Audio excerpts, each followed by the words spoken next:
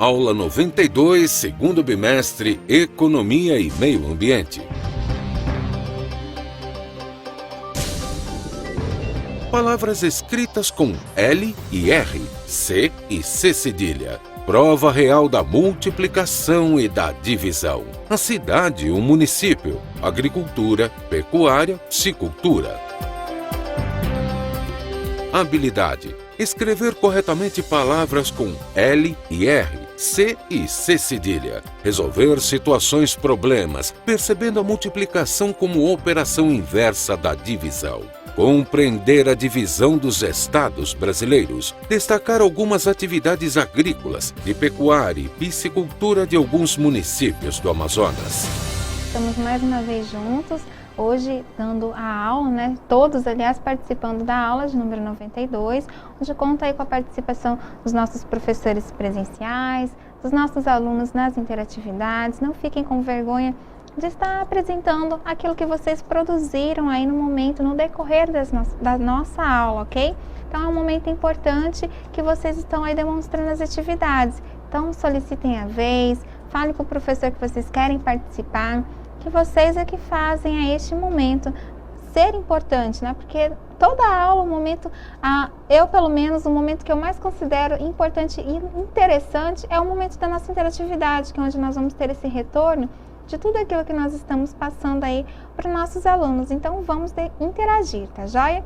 Então, como vocês já visualizaram os nossos conteúdos, também as nossas habilidades, aquilo que nós iremos realizar na noite, no decorrer aí da nossa aula. Então fiquem todos atentos e lembrando aí que a professora Giane continua logada. Caso haja alguma dúvida em relação ao conteúdo da aula, vocês também podem dirigir-se a ela, tá joia? Vamos então agora relembrar algum momento aí da aula de ontem? Vamos então agora ao nosso Fortalecendo Saberes. Então, na aula de ontem nós trabalhamos um pouco sobre o comércio, o que é o comércio, a indústria, e vimos também o impacto ambiental causado principalmente aí pela indústria. Vocês lembram? Vamos então dar uma revisada em relação a isso que nós vimos na aula de ontem. Nós temos aí uma cartela para acompanhar. Olha, nós temos aí então a descrição do que é o comércio e do que é a indústria posteriormente. Então, o comércio é a atividade socioeconômica, ou seja, são fatores econômicos de uma determinada sociedade, que consiste na compra e na venda de bens, seja para usufruir, ou seja, comprar, ter para uso próprio mesmo da pessoa, ou vendê-los, ou ainda transformá-los, tá joia? Então, este aí é o comércio, são atividades aí econômicas de uma sociedade. E temos a indústria. O que vem a ser a indústria?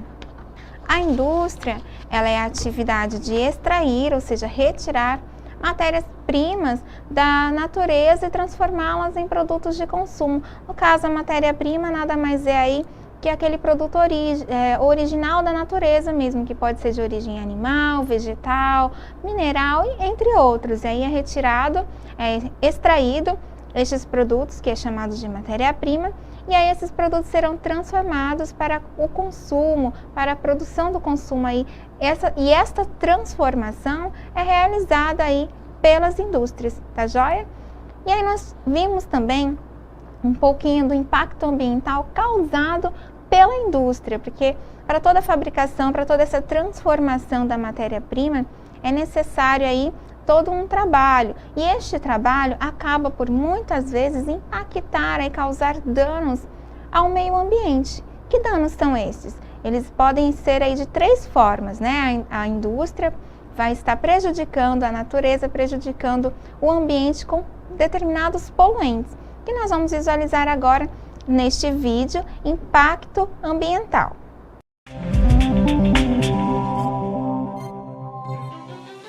Impactos no meio ambiente causados pela indústria. Impacto ambiental é a alteração no meio por determinada ação ou atividade. Atualmente, o planeta Terra enfrenta fortes sinais de transição. O homem está revendo seus conceitos sobre natureza. Esta conscientização da humanidade está gerando novos paradigmas, determinando novos comportamentos e exigindo novas providências na gestão de recursos do meio ambiente. Os principais poluentes têm origem na atividade humana. A indústria é a principal fonte. Ela gera resíduos que podem ser eliminados de 3 formas. Na água, essa opção de descarte de dejetos é a mais barata e mais cômoda. Infelizmente, os resíduos são lançados geralmente em recursos hídricos utilizados como fonte de água para abastecimento público.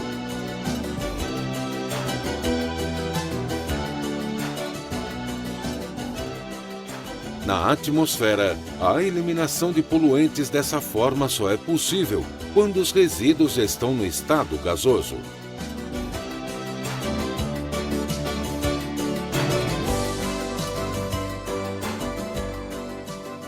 Em áreas isoladas, essas áreas são previamente escolhidas. Em geral, são aterros sanitários. Muito bem, então como nós vimos um pouquinho do impacto ambiental, que nós vimos em relação ao conceito mesmo, que impacto ambiental é a alteração no meio, né, na natureza, pelos humanos, por nós, né, pelo ser humano. Então, esta alteração acaba aí prejudicando o meio ambiente, que pode ser aí causado pelas indústrias, podendo ser de três maneiras, que é na água, né, quando é jogado aqueles resíduos na água, também na atmosfera e também em áreas isoladas, que nós aprendemos na aula de ontem. Então, uma pincelada apenas aí daquilo que nós visualizamos em relação ao impacto ambiental, na sua maior parte causado por indústrias, ok? Então, vamos agora dar início aos conteúdos que nós vamos abranger na aula de hoje, aí partindo agora do nosso desafio do dia. Vamos ver então a vinheta. Muito bem, então nós trouxemos aí um pouquinho da divisão, ainda estamos trabalhando, né, no final deste bimestre de divisão, vocês começaram a ver aí com a professora Gabriela. Ontem nós trabalhamos um pouquinho mais a divisão e hoje nós vamos dar continuidade. Vamos acompanhar na nossa cartela. Nós temos aí, olha, uma situação problema, né, que diz assim: numa corrida de Fórmula 1, os carros eles são distribuídos em filas para a largada. E aí nós temos a fila, certo, de carros. Vocês observam que há 6 filas, em cada fileira nós temos 2 carros, ok? Então, no momento que eu digo que eles são distribuídos, a gente entende já que este verbo distribuir nada mais é que dividir, certo? Vamos acompanhar na próxima cartela, então, aí a descrição melhor desta situação. Olha, então na figura nós temos 6 filas de 2 carros, como eu mencionei para vocês, que pode ser 6 vezes 2, que é igual a 12. Mas também o nosso problema diz que 12 carros distribuídos em filas de 2. Então, essa palavra, quando eu digo distribuído, essa palavrinha aqui, olha, ela já ensinou aí a divisão, ok? Então, eu tenho aí a divisão em 2 fileiras. Então, logo, 12, que é o total de carros dividido por 2, vai dar 6 filas aí, como nós visualizamos na imagem anterior, ok? Então, olha só, a multiplicação, a partir daí, desta situação problema, nós percebemos que a multiplicação e a divisão, elas são operações inversas. Logo, olha, 6 vezes 2 é igual a 12. E 12 dividido por 2 é igual a 6. O que aconteceu aqui? Nós, lembram aqui dos fatores da multiplicação? Temos o primeiro fator, o segundo e por último aqui nós temos o produto, ok? Vou colocar apenas inicial. E na divisão nós temos aqui, no caso, dividendo, aqui o número 2 é o divisor, vou escrever, tá bom? Divisor. E o 6, ele é a nossa resposta, que é o quociente. Vou colocar apenas letra Q de quociente, tá joia? Então, o que aconteceu? O meu aqui fator, ele passou a ser a resposta, ele passou a ser o quociente. Então, o que aconteceu? A gente pegou aí o produto da multiplicação, pegamos o produto da multiplicação e dividimos pelo segundo fator aqui, olha, da multiplicação, certo? E nós obtemos o resultado 6, que é o nosso dividendo da multiplicação. Então, percebam que todos esses números, eles estão inseridos apenas trocado a ordem. Então, a multiplicação, ela é inversa da divisão, assim como a divisão é inversa da multiplicação. E aí, armando esta continha, nós vamos fazer bem aqui, a continha armada, eu vou fazer aqui do lado, olha, 12... Vou fazer bem aqui do lado, 12 dividido por 2, ok? Aí nós temos aqui, lembra que nós temos aqui a operação inversa? Qual o número que eu multiplico por 2 que dá aí 12? Qual é o número? 2 vezes 6, 12, certo? E aí subtrai, temos 0. Então, aqui está a conta armada. Lembrando que esse 0 aqui é o resto. Não tem resto, certo? Então, o resto é 0. Então, esta é a armação da continha. E lembrando aí que cada fator da multiplicação vai fazer parte aí dos termos da divisão, ok? Mas vai ficar mais claro quando nós praticarmos, que é o que nós vamos fazer logo mais. Muito bem, então como eu mencionei para vocês, apesar aí de parecer um pouco confuso, mas não é. É apenas aí o que muda é o nome, porque a multiplicação tem os seus fatores, né, que é os termos no caso da multiplicação e da divisão, cada um com o seu nome. Mas as numerações vão ser sempre as mesmas, só que trocando a ordem, por isso que diz inverso, certo? Então vai se inverter as numerações para obtermos aí, no caso, a prova real, para conferir se a minha multiplicação está correta.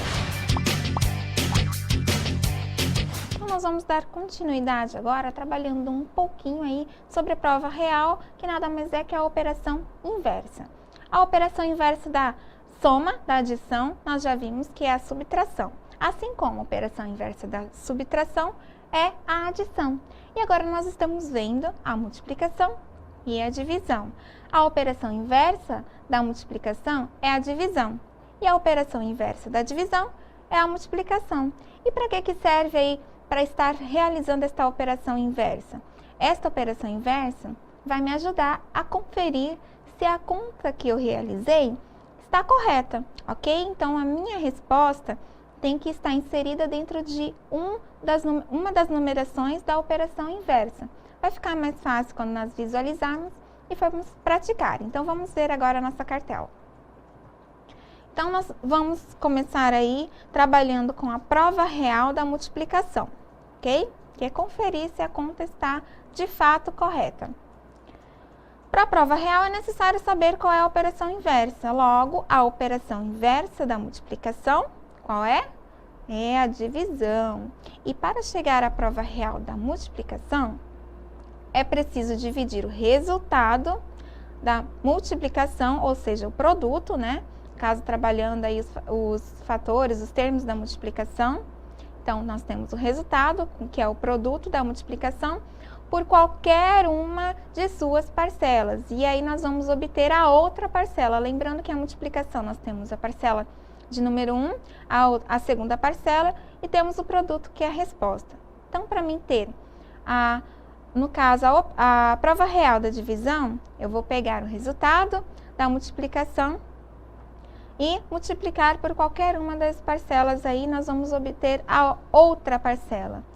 Observe como pode ser feita a prova real da multiplicação no exemplo a seguir. Então, fica mais fácil quando nós visualizamos, que nós vamos ver agora. Nós temos, então, aí um exemplo, olha.